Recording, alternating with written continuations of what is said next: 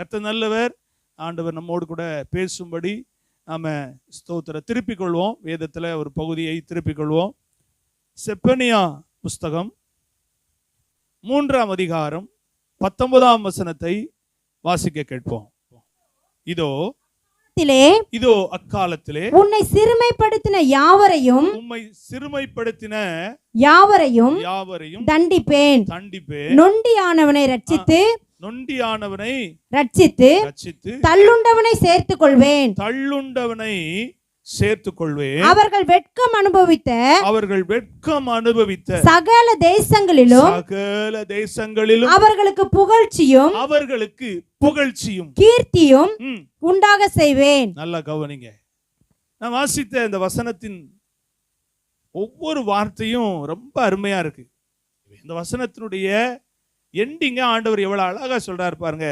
அவர்கள் வெட்கம் அனுபவித்த சகல தேசங்களிலும் அவர்களுக்கு புகழ்ச்சியும் கீர்த்தியும் உண்டாக செய்வேன். அடுத்த வசனம் எல்லாருக்கும் தெரிந்த வசனம். ஏன்னா இதனுடைய சாராம்சத்தை தான் அடுத்த வசனத்துல கொஞ்சம் ஹைலைட் பண்ணி ஆண்டவர் சொல்றார், கொஞ்சம் மிகைப்படுத்தி ஆண்டவர் சொல்றார். நாம எல்லாரும் எந்த வசனத்தை தான் அதிகமா பார்ப்போம்?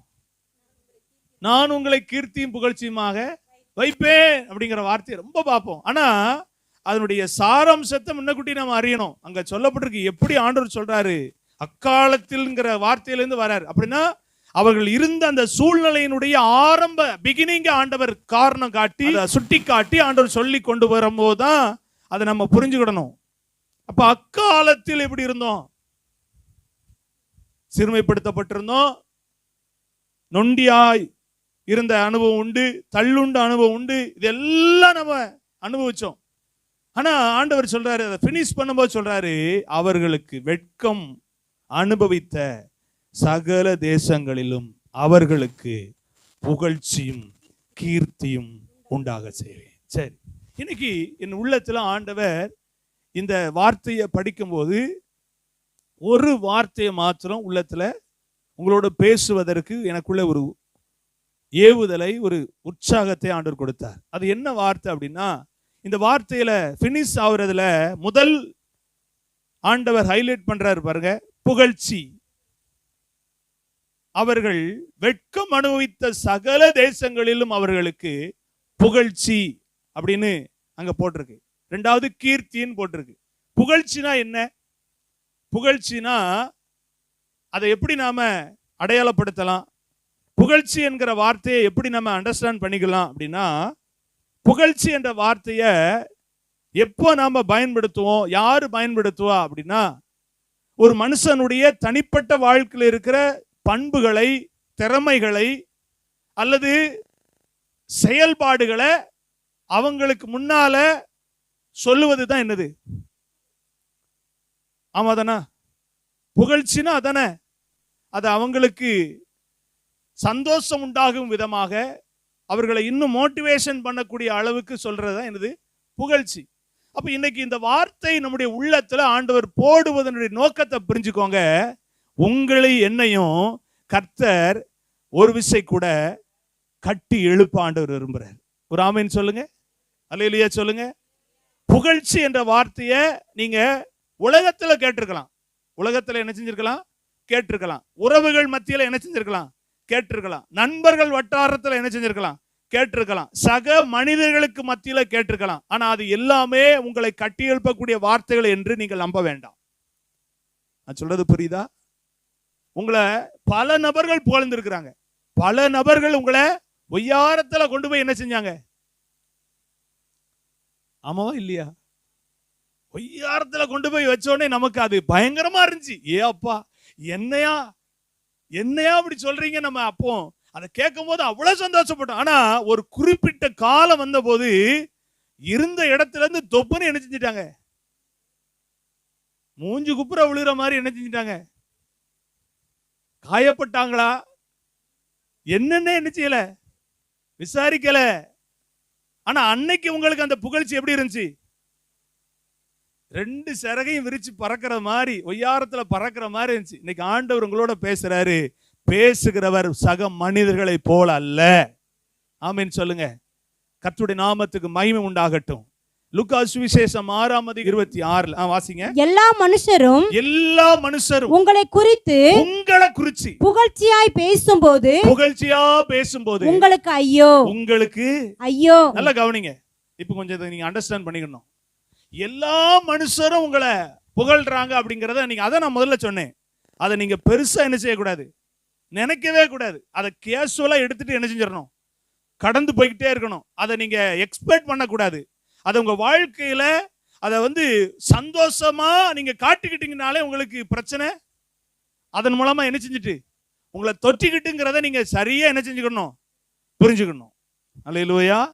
கவனிங்க. அப்போ இதெல்லாம் சொல்றீங்க பாஸ்டர், அப்போ புகழ்ச்சின்னு சொல்றீங்களே, அது எப்படி நான் அண்டர்ஸ்டாண்ட் பண்ணிக்கிறது? அதனால தான் சொல்றேன், மனுஷனுடைய புகழ்ச்சிக்கும் தேவன் உங்களை புகழ வைக்கக்கூடிய சூழலுக்கும் வித்தியாசம் இருக்கு.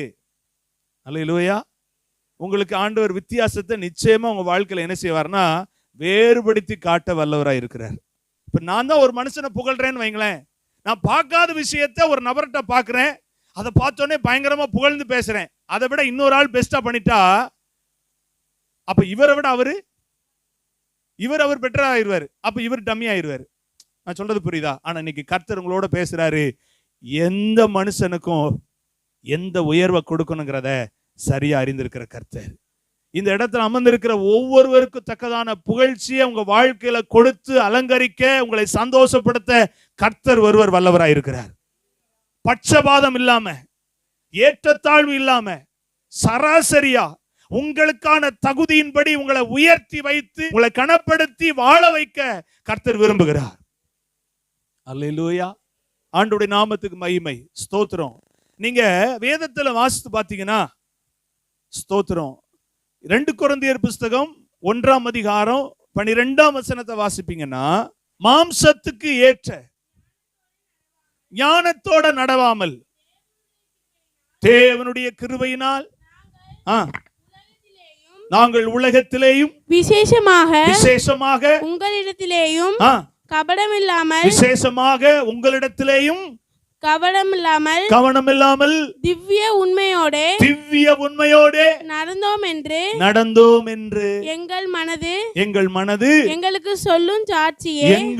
சொல்லும் சாட்சியே எங்கள் புகழ்ச்சியாய் இருக்கிறது. யார் சொல்றா?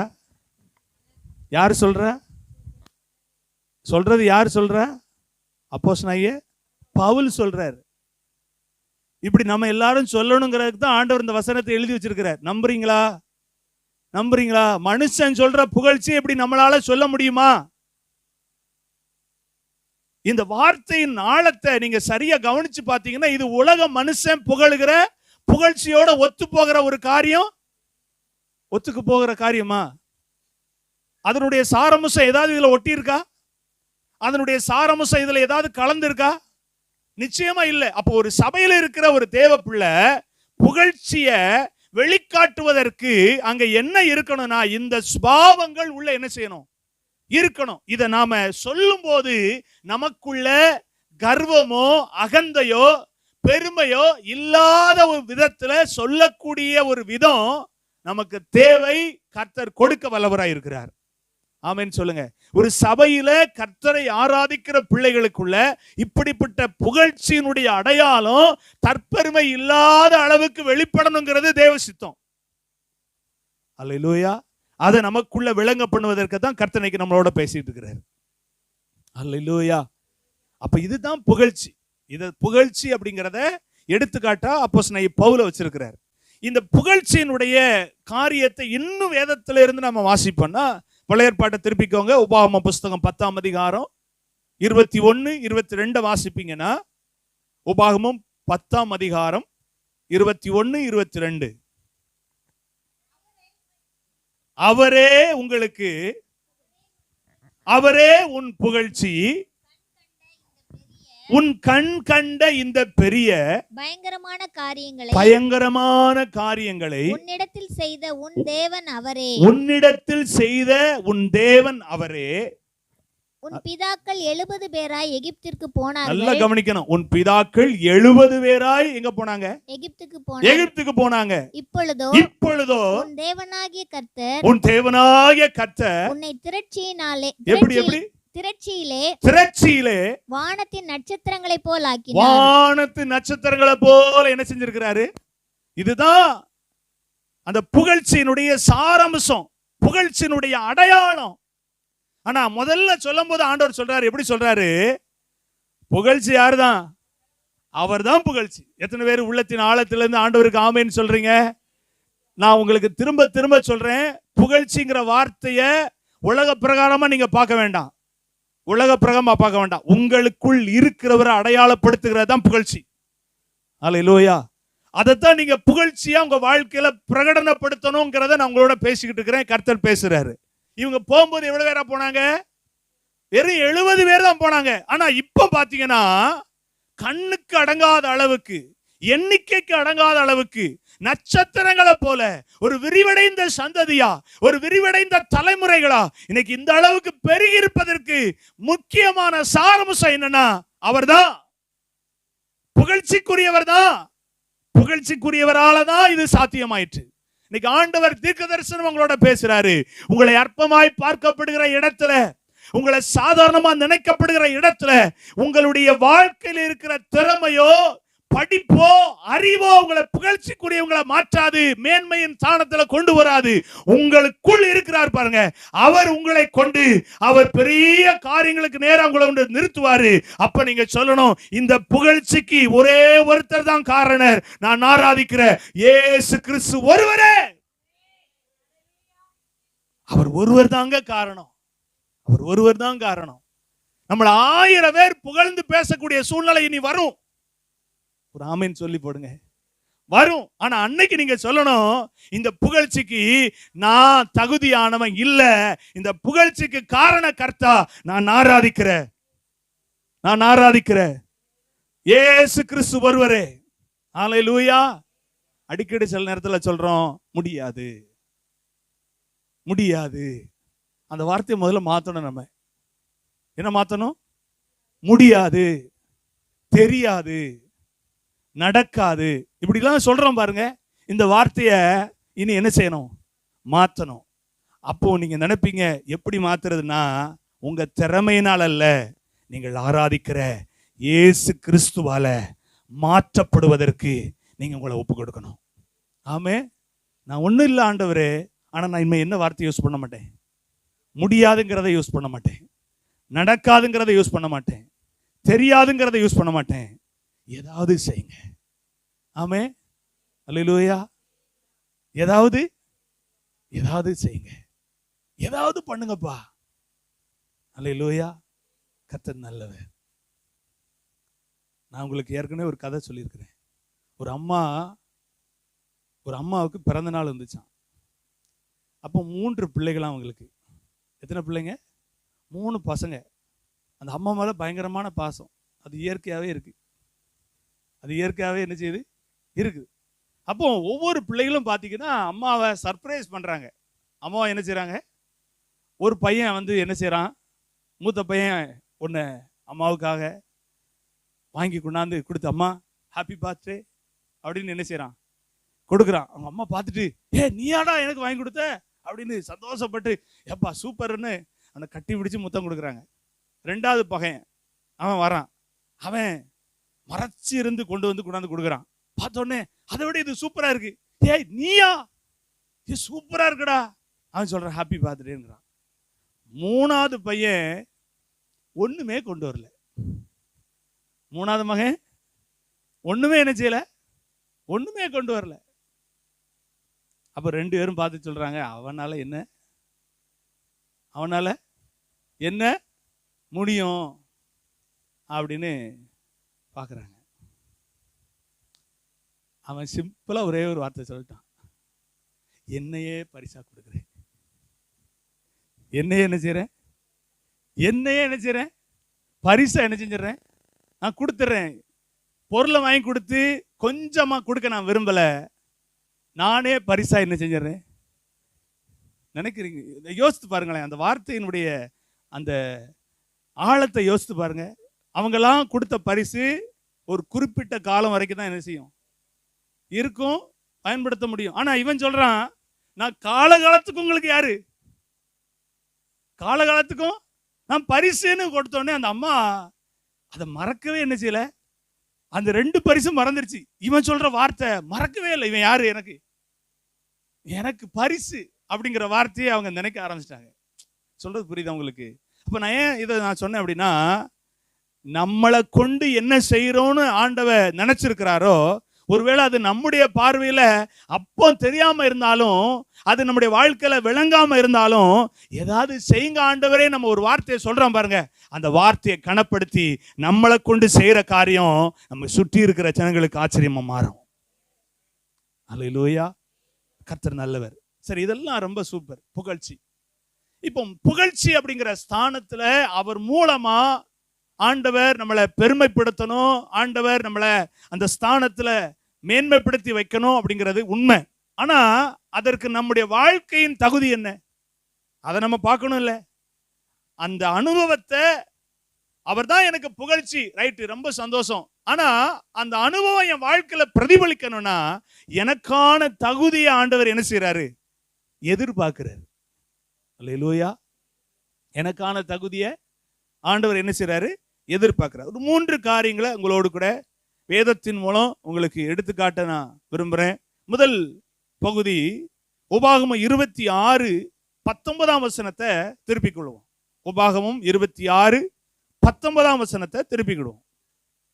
நான் உண்டு பண்ணின எல்லா ஜாதிகளை பார்க்கிலும் புகழ்ச்சியிலும் கீர்த்தியிலும் மகிமையிலும் உன்னை சிறந்திருக்கும்படி செய்வேன் என்றும் நான் சொன்னபடியே நீ உன் தேவனாகிய கர்த்தரான எனக்கு பரிசுத்த ஜனமாய் இருப்பாய் என்றும் அவர் இன்று உனக்கு சொல்லுகிறார் என்றான். போதும். நமக்கு புகழ்ச்சிலாம் தருவதற்கு அவரு ரெடியா இருக்கிறாரு. ஆனா நான் எப்படி இருக்கணும், பரிசுத்த ஜனமாக இருக்கணும். அல்லேலூயா. எப்படி ஜனம், பரிசுத்த ஜனமா இருக்கணும். இன்னைக்கு பாத்தீங்கன்னா அந்த வார்த்தைய உலகத்துல என்ன செய்ய முடியல, பார்க்க முடியாத ஒரு காலகட்டத்துக்குள்ள உலகம் என்ன செய்யுதுன்னா தள்ளப்பட்டு கொண்டே இருக்கு. இன்னும் ஒரு குறிப்பிட்ட நாட்கள்ல இது கேஷுவல் அப்படின்னு சொல்லக்கூடிய ஒரு சூழல் இன்னைக்கு மாறிடுச்சு. அல்லேலூயா.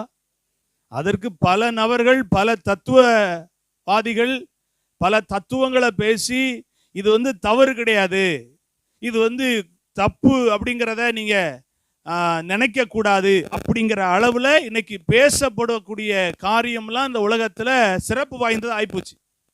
ஒரு காலத்துல இது தப்புப்பா, இது செய்யக்கூடாதுப்பா அப்படின்னு சொன்னதை இன்னைக்கு தத்துவ ரீதியா சொல்லி, இல்லையே அது எப்படி தப்புன்னு சொல்லலாம், அது சரிதானே, அது மனுஷனுக்கு இருக்கக்கூடிய ஒண்ணு தானே அப்படின்னு சொல்லக்கூடிய அளவுக்கு இன்னைக்கு உலகம் மாறிக்கொண்டு என்ன செய்கிறது. ஆனா ஆண்டவர் உங்களை என்னையும் பார்த்து சொல்றாரு, உலகம் மாறிட்டு போகுது, ஆனா நீ எனக்கு பரிசுத்த ஜனமா இருக்கணும். அல்லேலூயா. உலகம் மாறிட்டு போகுது, ஆனா நீங்களும் நானும் அவருடைய ஜனம் என்பதை நிரூபிக்கக்கூடிய காலகட்டத்துக்குள்ள தள்ளப்பட்டிருக்கிறோம். அல்லேலூயா.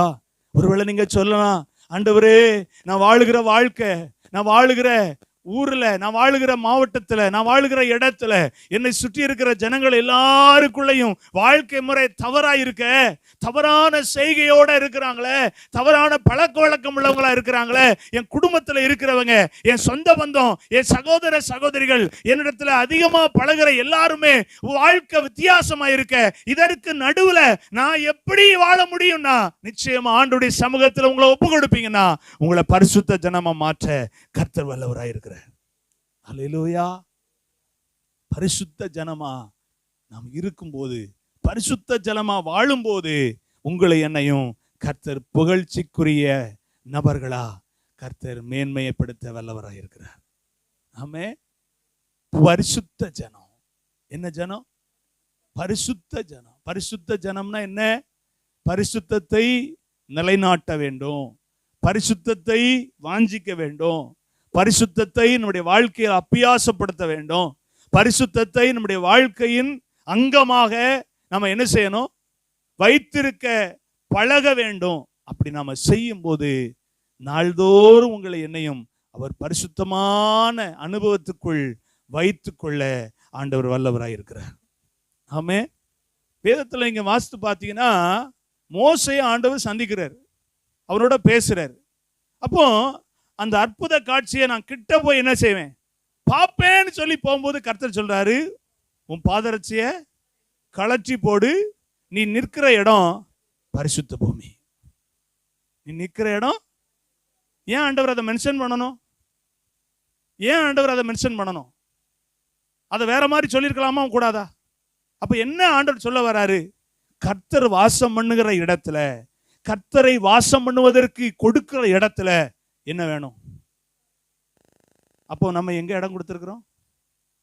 நமக்குள்ள இடம் கொடுத்திருக்கிறோம். அப்ப நாம எப்படி இருக்கணும்? அதை நம்ம என்ன செய்யணும்? அந்த பரிசுத்தத்துக்கு நேராக நம்ம வாஞ்சிக்கணும். கர்த்தர் அதை பரிசுத்தப்படுத்துவார். ஆமென் சொல்லுங்க. பரிசுத்தமே கிடையாதுன்னு சொல்ற விஷயத்துல நாம கொஞ்சம் கவனம் செலுத்தி பார்ப்போம். பரிசுத்தம் இல்லைன்னு சொல்லக்கூடிய அளவுக்கு இன்றைக்கு உலகம் அப்படி தள்ளப்பட்டு இருந்தாலும், நான் பரிசுத்தத்தை வாஞ்சிக்கக்கூடிய நபராய் இருந்தா எனக்கு ஆண்டவர் பரிசுத்தத்தை கொடுக்க வல்லவராய் இருக்கிறார். நான் பரிசுத்தர், ஆகையால் நீங்களும் பரிசுத்தராயிருங்கள் அப்படின்னு வேதத்துல சொல்லப்படும். உங்களை அழைத்தவர் பரிசுத்தர், ஆகையால் நீங்களும் பரிசுத்தமாயிருங்கள்னு சொல்லி இருக்கிறாரு.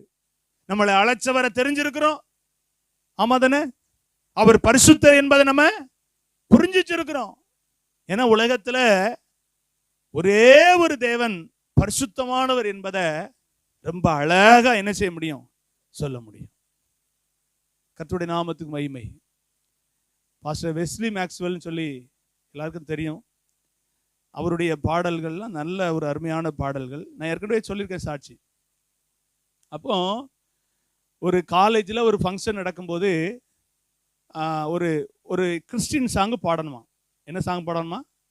அப்போ ப்ரொபோசர் கூப்பிட்டு சொன்னாராம் அந்த பையன்கிட்ட, நீ பாடு, நல்லா பாடுவ, ஆனால் மதத்தின் சம்பந்தமாக எதுவும் என்ன செய்யக்கூடாது, கிறிஸ்டியன் சார்பாக பாடணும், ஆனால் கிறிஸ்தவ வார்த்தைகளை என்ன செஞ்சிடக்கூடாது, வந்துடாத அளவுக்கு ஒரு பாட்டை பாடணும், உன்னால் முடியுமான்னு இருக்காரு. இவன் சொன்னா உடனே ஏசுங்கிற வார்த்தை அதெல்லாம் வரக்கூடாது அப்படின்னா உடனே ரைட்டு ஓகே அப்படின்ட்டானா. அப்போ அந்த காம்படிஷன் அந்த நாள் வர்றதுக்கு முன்னால ரிஹர்சல் எல்லாரும் பண்ணாங்க. அப்போ இவனையும் கூப்பிட்டு கேட்குறாரு. என்ன கேட்குறாரு? நீ என்ன பாட்டு பாட போற, அதை சொல்லு அப்படின்னு இருக்கிறார். அப்போ அந்த பாட்டை பாடியிருக்கான். என்ன பாட்டு பாடியிருக்கிறான்? உயரமும் உன்னதமுமான சிங்காசனத்தில் வீற்றிருக்கும் சேனைகளின் கர்த்தராகிய ராஜாவை என் கண்கள் காணட்டும். அடுத்த வார்த்தை, சேனைகளின் கர்த்தர் பரிசுத்த, சேனைகளின் கர்த்தர் பரிசுத்த, சேனைகளின் கர்த்தர் பரிசுத்த, பரிசுத்தர் பரிசுத்தரே பரிசுத்தர். Stop stop stop. நான் சொன்னேன்ல, நீ இயேசுவை பத்தி பாடக்கூடாதுன்னு சொன்ன. நான் இயேசுவே உச்சரிக்கலையா சார்? ஏய் கிண்டல் பண்ணாதடா, உலகத்துக்கே தெரியும் பரிசுத்தர்னா இயேசு ஒருவர் தான்டா. ஒரு ஆமென் சொல்லுங்க, ஒரு அல்லேலூயா சொல்லுங்களேன். உலகத்தில் இருக்கிற ஒரு ப்ரொபோசருக்கு தெரியுது பரிசுத்தர் யாருன்னு சொல்லி. ஆமென் சொல்லுங்க. பரிசுத்தர்ங்கிற வார்த்தையை கேட்டவுடனே அவர் இமேஜின் பண்ணிட்டாரு அவர் இயேசு மட்டும்தான். நல்ல ஒரு சந்தோஷம், ஒரு அல்லேலூயா சொல்லுங்களேன். ஆமே. அப்போ பரிசுத்தர் யார் என்பதை நாம மட்டும் இல்ல, உலகத்தில் இருக்கிற எல்லாரும் அறிஞ்சிருக்கிறாங்க. அந்த தேவனுக்கு முன்னால நான் ஒரு பரிசுத்தமான வாழ்க்கையை வாழ்ந்து காட்டினா ஆண்டுடைய நாம எவ்வளவு மகிமைப்படும்ல. ஆமே. கஷ்டம்தான். என்னதான் சொல்லுங்க, என்ன பாஷை இப்படி பொசுக்குன்னு சொல்லிவிட்டீங்க? கஷ்டம்தான், கஷ்டம்தான். அதுல எனக்கு ஒரு இஷ்டம்தான். ஆமேன்னு சொல்லுங்க. அப்படி நம்ம வாழ்க்கையில சொல்லணும். கஷ்டம்தான், ஆனா எனக்கு இன்னையில இருந்து அதுல ஒரு இஷ்டம். என்ன இஷ்டம்? ஆண்டவர் பரிசுத்தரா இருந்தாருன்னா அவருடைய பிள்ளைனா பரிசுத்தனா இருக்கணுமே. ஆமே. ஆனா நான் ஒரு பாவியான உலகத்துல தான் பிறந்திருக்கிறேன், பாவியான முறையில தான் பிறந்திருக்கிறேன். ஆனா என்னை பரிசுத்தப்படுத்துகிற ஒருத்தர் எனக்கு தேவனா இருக்கிற அப்படின்னால அது பாசிபிள், அது சாத்தியம். ஆமே. அதற்கு அடையாளங்களா வருகிற நாட்கள்ல நம்மை கர்த்தர் மாற்றுவாராக. ஆமே. இல்லைன்னு சொல்லுகிறவர்களுக்கு மத்தியில நம்மை சாட்சியாய் கர்த்தர் நிறுத்துவாராக. முடியுங்க. ஆமே. நான் இவ்வளவு சோதனை அனுபவிக்கிறேன், இவ்வளவு பிரச்சனை அனுபவிக்கிறேன், இவ்வளவு வாழ்க்கை, இவ்வளவு டிஸ்டர்பன்ஸ் என் வாழ்க்கையில வருது. ஆனாலும் அதன் நடுவுலையும் என்ன ஆண்டவர் என்ன செய்யறாருன்னா பரிசுத்தப்படுத்துறாரு. பரிசுத்தமா வாழ எனக்கு என்ன கொடுத்திருக்கிறாரு? உணர்வையும் சிந்தை எனக்கு கொடுத்திருக்கிறாரு.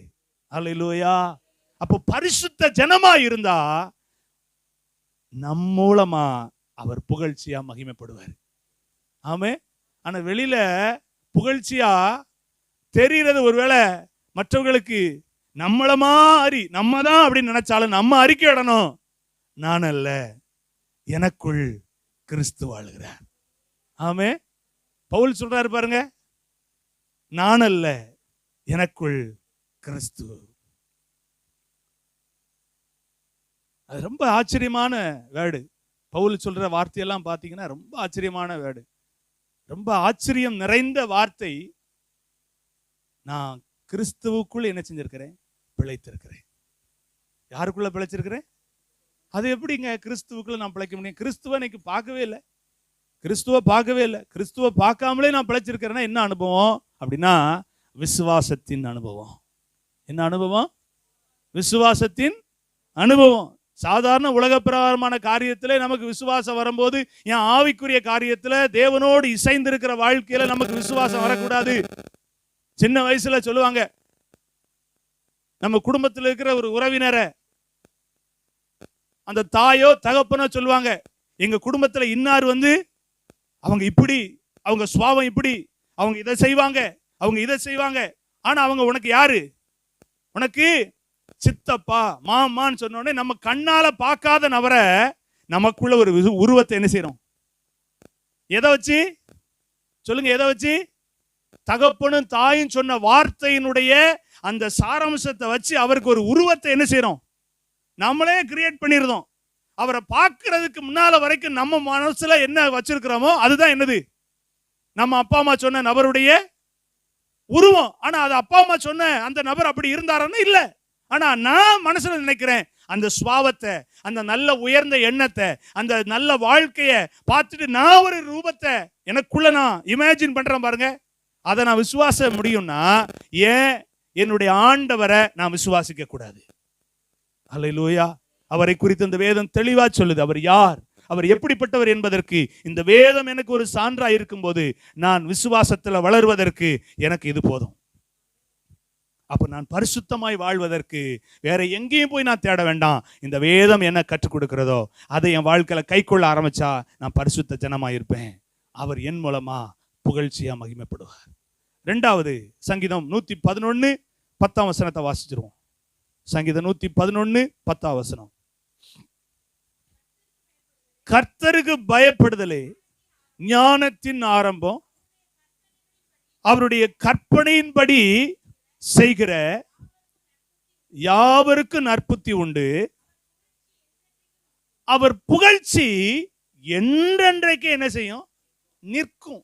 இதை நம்ம என்னைக்கா பார்த்திருக்கோமா? இந்த வசனத்தை பார்த்திருப்போம், ஆனா இதைத்தான் நம்ம பார்த்திருப்போம். ஞானத்தின் ஆரம்பம் அப்படிங்கிறது மட்டும்தான் எல்லாருக்குமே ஹைலைட்டா தெரியும். அப்படித்தானே பிள்ளைகளா? அந்த வார்த்தை ரொம்ப பிடிக்கும். ஏன்னா அதுல என்ன இருக்கு? ஞானம் இருக்கு. ஞானம் வேணும்னா என்ன செய்யணும்? ரைட்டு தான். ஆனா அதுல முடியும் போது சொல்லப்பட்டிருக்கு, அவர் புகழ்ச்சி என்றென்றைக்கும். அது எங்க இருந்து ஆரம்பிச்சிருக்கு? பயப்படுதல இருந்து ஆரம்பிச்சிருக்கு. ஒரு ஆமீன் சொல்லுங்களேன். இப்படிதான் வசனத்தை நம்ம என்ன செய்யணும்? கொஞ்சம் ஆராய்ஞ்சு பார்த்துட்டா அதுல இருக்கிற உண்மைத்துவம் நமக்கு புரியும். ஆமீன் சொல்லுங்க. அதுக்காக ஞானத்தை தரமாட்டாருன்னு நான் சொல்லல, அதையும் தருவாரு. அது எல்லாம் ஆண்டவர் கொடுக்கிற மிகுதியான ஆசீர்வாதம். ஆனா முதல்ல ஆண்டவர் சொல்ற அந்த முக்கியமான பாயிண்ட் என்ன? அவருடைய புகழ்ச்சி என்றென்றைக்கு நிற்கணும்னா நம்ம மேல, நம்ம வாழ்க்கையில, நம்முடைய ஜீவியத்துல, நம்முடைய குடும்பத்துல, நம்முடைய ஊழியத்துல, நம் மூலமா செய்யப்படுகிற காரியத்தில் நிக்கணும்னா நாம் கர்த்தருக்கு பயப்படக்கூடியவங்களா என்ன செய்யணும்? இருக்கணும். குச்சி எடுத்தாதான் பயப்படணுங்கிற அவசியம். குச்சி எடுத்தாதான் அடி விழும் அப்படிங்கிற பயம் வரக்கூடாது. இயற்கையாவே என்ன வரணும்? அது பயம்னா என்ன பயம்? அடிச்சிருவாங்களேங்கிற பயம் இல்ல, ஒரு அர்த்தமுள்ள பயமா. நான் இந்த காலகட்டத்தில் நான் இப்படி வாழ்றது எனக்கு சால சிறந்தது, எனக்கு புரோஜனமானதுங்கிறத உள் உணர்ந்து உள்வாங்கி அந்த ஸ்தானத்திற்கு நான் மரியாதையோடு கீழ்ப்படுகிற அனுபவத்தை தான் அதை வேற வேர்டுல சொல்றோம் பயம். புரியுதா? அல்லேலூயா. இந்த அனுபவத்தை நாம் ஆண்டவருக்கு நாம எந்த அளவுக்கு கொடுக்கக்கூடியவங்களா இருக்கிறோம் கரண்ட்லி? இப்போ நம்மளை ஆராய்ஞ்சு பார்ப்போம். நான் கர்த்தருக்கு பயப்படக்கூடிய வாழ்க்கைய எந்த அளவுக்கு நான் பூர்த்தி பண்ணுகிற ஒரு மனுஷனா ஒரு மனுஷியா நான் இருக்கிறேன், ஒரு ஆவிக்குரிய மகனா மகளா இருக்கிறேன். யோசிங்க. அப்படி நாம வாழ்வதில் நாம அதிக கவனம் செலுத்தலைன்னா இந்த வார்த்தைக்கு அப்புறம் நம்ம வாழ்க்கையில அவருக்கு பயப்படுகிற விஷயத்துல அதிக கவனம் செலுத்த கர்த்தர் நமக்கு உதவி செய்வார். ஆமே. பேசுகிறவர் உதவி செய்ய வல்லவராய் இருக்கிறார். எந்த விஷயத்துல நம்ம தடுமாறுறோம், எந்த விஷயத்துல பயத்துல நாம ரொம்ப குறையப்பட்டவங்களா இருக்கிறோங்கிறத நம்ம ஆராய்ஞ்சு பார்த்தா கண்டுபிடிச்சிடலாம். அப்ப இன்னைக்கு ஆண்டவர்கிட்ட சொல்லுவோம், நான் கர்த்தருக்கு பயப்படுகிற பிள்ளையா இருப்பேன். ஆமே. அல்லேலூயா. கர்த்தருக்கு பயப்படுகிற பிள்ளையா இருப்பேன். உண்மையா சொல்ல முடியும், கர்த்தருக்கு பயப்படுகிற பிள்ளைகள் ஆவிக்குரியவர்களுக்கு அந்த அந்த விதத்துல பயந்து கீழ்ப்படிந்து ஆஸ்வதிக்கப்படுவார்கள். அல்லேலூயா. உண்மையா சொல்றேன், பயந்து கீழ்ப்படிந்து அவர்கள் அநேகருக்கு ஆசீர்வாதமா இருப்பார்கள். அநேகருக்கு எப்படி இருப்பாங்க? ஆசீர்வாதமா இருப்பாங்க. ஒரு காலத்துல நாம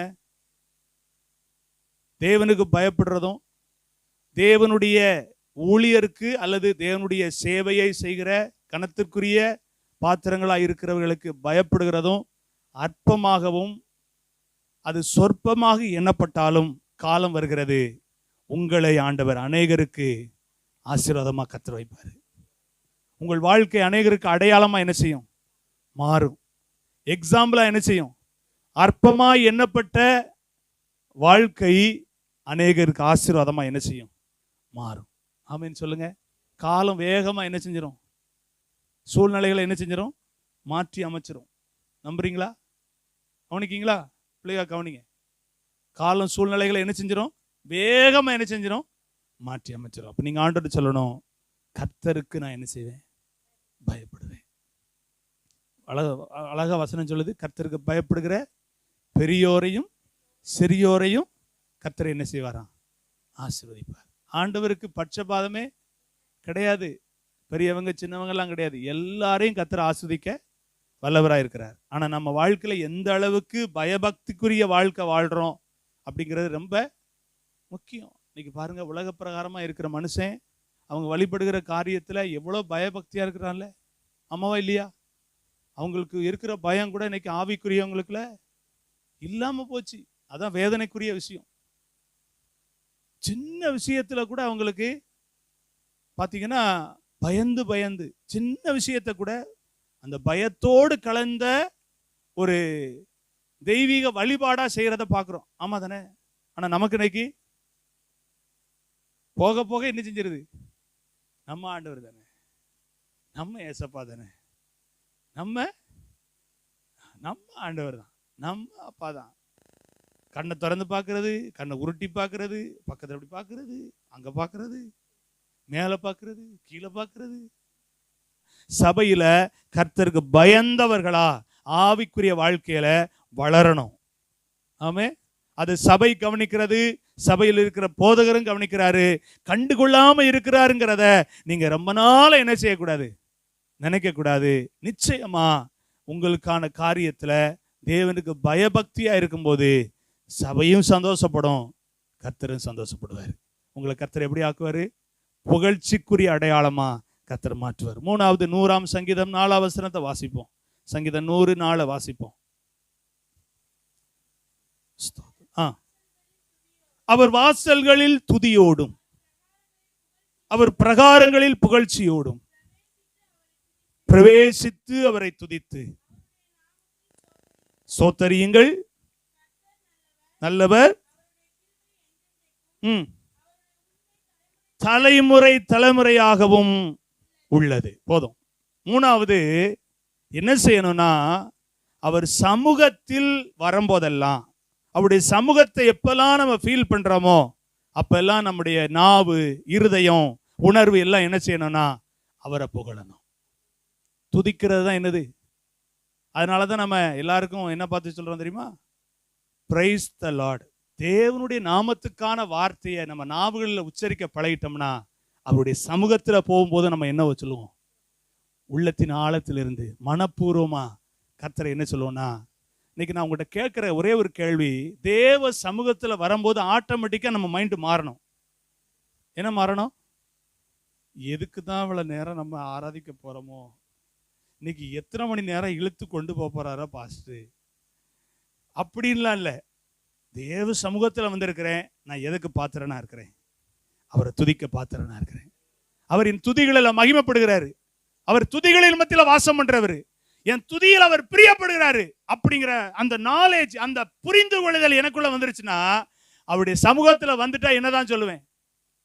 கண்ணை மூடி மனப்பூர்வமா உள்ளத்தின் ஆழத்திலிருந்து மனதார சொல்ற ஸ்தோத்திரம். அந்த பாடலை எழுதும் போது நான் அதான் ஃபீல் பண்ணேன். நான் என்ன சொல்லணும் உங்க சமூகத்தில் வரும்போது?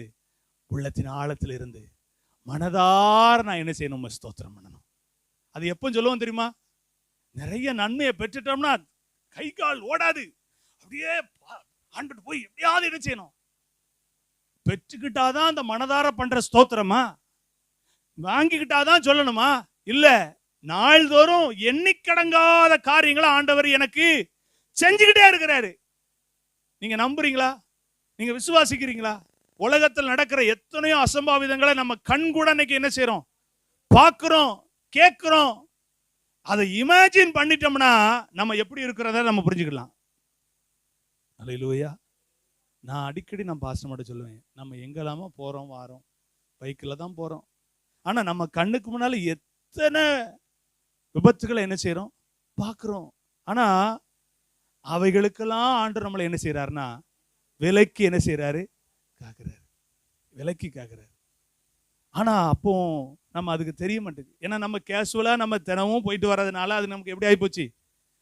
தினந்தோறும் நடக்கிற ஒரு விஷயமா தான் பார்க்கிறோம். ஆனா அதுக்குள்ள தேவன் செய்யற மகத்துவத்தை நம்ம என்ன செய்யறல, அதை நம்ம எப்போ புரிவோம்னா, நம்ம எந்த அளவுக்கு தேவனோட இசைந்து இருக்கிறோமோ அப்பதான் சொல்ல முடியும் எனக்கு இன்னைக்கு செய்த நன்மை. இன்னைக்கு சபையில நம்ம சாட்சி சொல்லணும்னா நமக்கு பல யோசிக்கிறோம். எதை சொல்லலாம்? அதை சொல்லுவோமா? இதை சொல்லுவோமா? இதை சொல்லுவோமா? அது நல்லா இல்லை, இதுவும் அது நல்லா இல்லை, இது ஏற்கனவே சொல்லியிருக்காங்க, இது வேணாம். மொத்தத்தில் எல்லாத்தையும் கணக்கு போட்டு பார்த்துட்டு இந்த வாரம் வேண்டாம், இந்த வாரம் வேண்டாம். ஆனா நான் உண்மையா சொல்றேன், உள்ளத்தின் ஆழத்துல சொல்றேன், நீங்க ஒவ்வொரு நாள் பிறப்பதை நீங்க ஆண்டவருடைய சமூகத்துல ஜெபித்து, ஆண்டவரே இந்த நாள் எப்பேற்பட்ட விதத்துல என்ன நடத்துறீங்க அப்படிங்கிறத எனக்கு புரிய வைங்க ஆண்டவரேன்னு சொல்லி நீங்க ஜெபம் பண்ணி அந்த நாளை ஆரம்பிச்சு பாருங்க. அந்த நாள் முடியும் போது உங்க ஜெபம் முடியாது. அந்த நாள் முடிக்கிற நாளில் அந்த நேரத்துல நீங்க ஆண்டவருடைய சமூகத்துல அடுக்கிக்கிட்டே இருக்கலாம். என்னத்த அன்னைக்கு உங்களுக்கு செய்ததை உங்க கண்ணு என்ன செஞ்சிருக்கும்? அன்னைக்கு கவனிச்சிருக்கும். அப்பா இதை செஞ்சிருக்காரு, அதை செஞ்சிருக்காரு, அதை பண்ணியிருக்காரு, இதை பண்ணியிருக்காரு. ஆண்டவரே எவ்வளவு செஞ்சிருக்கீங்கப்பா, எனக்கு எவ்வளவு செஞ்சிருக்கீங்கப்பா. அப்போ அப்படிலாம் நம்ம உணரும் போது வாய் சும்மாவா இருக்கும்? வாய் சும்மாவா இருக்கும்? சும்மாவே இருக்கவே இருக்காது. அப்பந்தான் நம்ம வாயில இருந்து உள்ளத்துல இருந்து வரும் ஸ்தோத்திரம், ஸ்தோத்திரம், கர்த்தருக்கு மகிமை. இன்னைக்கு நமக்கு தேவ சமூகத்துல போய் ஸ்தோத்திரம் பண்ணணும்னா 4 வார்த்தை மாத்திரம் படிச்சு வச்சிருக்கிறோம். அந்த 4க்கு மேல என்ன செய்ய மாட்டேங்குது? எங்க போச்சு அப்படின்னா எல்லாம் இருக்கு. நான் என்னைக்கு ஆண்டவரை ருசிக்கிறனோ, என்னைக்கு அந்த ருசிக்கிற அனுபவத்துக்குள்ள என்ட்ரி ஆகி அதற்குள்ள நான் ஒருமைப்படுறனோ, அப்பதான் அவர் எண்ணிக்கடங்காத வார்த்தைகளை சொல்லி புகழ்வதற்கு எனக்கு வாஞ்சையும் விருப்பத்தையும் கர்த்தர் தருகிறவராக இருக்கிறார். ஆமீன் சொல்லுங்க, அல்லேலூயா சொல்லுங்க. ஒரு மாம்பழத்தை சாப்பிட்டுட்டு அதை சூப்பரா இருக்குன்னு மட்டுமா சொல்லுவோம்? சூப்பரா இருந்துச்சுன்னா பல விதத்துல சொல்லுவோம். ஆமா தானே? ஆமாவா இல்லையா? சீசனுக்கு மாம்பழம் நான் சாப்பிட்டேன் அப்படின்னா நீங்க சாப்பிட்டீங்க, ஆனா நான் சாப்பிட்ட மாம்பழம் சூப்பர், எக்ஸலண்ட், வண்டர்ஃபுல், அப்புறம் வேற லெவல். வேற ஜோஸ் தான் வீட்டுல சொல்லுவான், சாப்பாடு கொஞ்சம் நல்லா இருந்துச்சுன்னா அவங்க அம்மாவை பார்த்துட்டு எப்படி அந்த காலத்து எம்ஜிஆர் சொல்ற மாதிரி அப்படின்னா என்னது அப்படின்னா வேற வேற வேற லெவல். அவன் வயசுக்கு அது வேற லெவல்.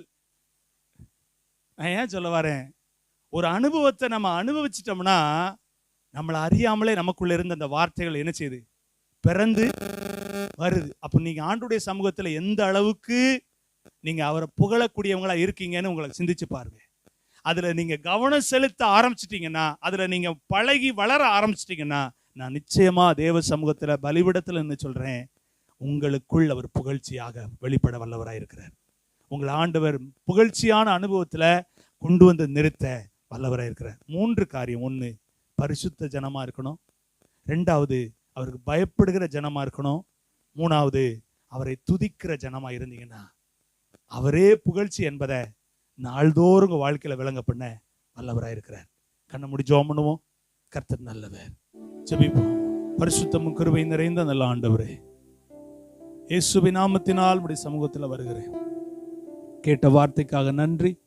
புகழ்ச்சி என்ற வார்த்தையின் முக்கியத்துவங்களை உடைய வேத வசனத்தின் மூலம் எங்களோடு பேசியிருக்கீங்க. பரிசுத்த ஜனமா இருக்க, பயப்படுகிற ஜனமா இருக்க, அவர் சமூகத்தில் துதிக்கிற ஜனமா இருக்க, எங்களுக்கு சொன்ன ஆலோசனையை எங்க வாழ்க்கையில நாங்கள் செயல்படுத்த எங்களை ஒப்பு கொடுக்கிறோம் என்று சொல்லி ஜெபிக்கிற நம்முடைய பிள்ளைகளுக்காக, அந்த அடியானுக்காக நம்முடைய சமூகத்தில் வருகிறேன். கர்த்தர் நீங்க புகழ்ச்சிக்குரியவரா எங்க வாழ்க்கையில நீங்க மகிமைப்படுங்க. திறமையினாலும் வளர்ச்சினாலும் அறிவினாலும் நாங்கள் புகழ்ச்சியாய் பேசப்படுவதை காட்டிலும் எங்கள் தேவனின் நிமித்த நாங்கள் அறியப்பட, தெரியப்பட, அதிலே நீர் புகழ்ச்சிக்குரியவராக மகிமைப்பட நாங்கள் விரும்புகிறோம். கர்த்தர் இந்த வார்த்தை கேட்கிற ஜனங்களுக்கு மிகுந்த ஆசீர்வாதமாய், கேட்ட அருமையான சபையின் பிள்ளைகளுக்கு அதைவிட மிகுந்த ஆசீர்வாதமாய் கர்த்தர் மாற்றி தாருங்க. உங்க நாமத்துக்கு மகிமை உண்டாகட்டும். தாழ்த்துகிறேன், பெருமையாக்குகிறேன். இயேசுவின் நாமத்தில் ஜெபிக்கிறேன் நல்ல பிதாவே. என் ஆத்துமாவே கர்த்தரை ஸ்தோத்திரி, முழுலமே பரிசுத்த நாமத்தை ஸ்தோத்திரி. என் ஆத்துமாவே கர்த்தரை ஸ்தோத்திரி. கர்த்தர் செய்த சகல உபகாரங்களை மறவாதே. அவர் என் அக்கிரமங்களை எல்லாம் மன்னித்து, என் நோய்களை எல்லாம் குணமாக்கி, என் பிராணனை அழிவுக்கு விலக்கி மீட்டு, கிருபையினாலும் இரக்கத்தினாலும் முடிசூட்டி, நன்மையால் என் வாயை திருப்தியாக்குகிறார். கழுக்கு சமானமாய் என் வயது திரும்ப வாழ வயது போலாகிறது. ஆமேன். நம்முடைய கர்த்தராகிய இயேசு கிறிஸ்துவின் கிருபையும் பிதாவாகிய தேவனுடைய அன்பும் பரிசுத்த ஆவியினுடைய ஐக்கியமும் சமாதானமும் சந்தோஷமும் அவருடைய வருகை பரியந்தம் இந்த வார்த்தை கேட்ட பிள்ளைகளோடும் கேட்டுக்கொண்டிருக்கிற ஒவ்வொரு பிள்ளைகளோடு கூட என்னென்றைக்கு இருந்து காத்து நடத்துவதாக. அல்லேலூயா, அல்லேலூயா, அல்லேலூயா. ஆண்டவர் உங்களை ஆஸ்வதிப்பாராக. ஆமென். ஸ்தோத்திரம்.